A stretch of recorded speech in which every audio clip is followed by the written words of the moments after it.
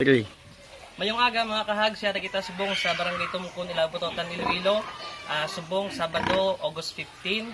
Kaya kita kaupos si Cho Espanto nga nagagamit sang aton nga GoPro Premium Feed sa iyang baboy.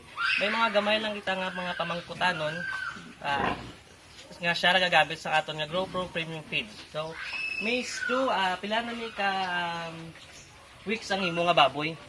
Bali halin pag ano sa nanay niya paglutas do bali kuha na ni siya 1 month. So mga kahag, 1 month na ang paggamit ni Miss Cho sa aton nga GoPro Premium Feeds. Ano bala ang mga nakita mo nga epektibo sa paggamit sa GoPro Premium Siyempre Feeds? ang paggamit namon sini do ang pagdako niya bala sang ano do dasig ang pag growth development sang isang ano ganyan. Ang tawag ni ang idik. Unlike sa una, nakagamit kami sang iban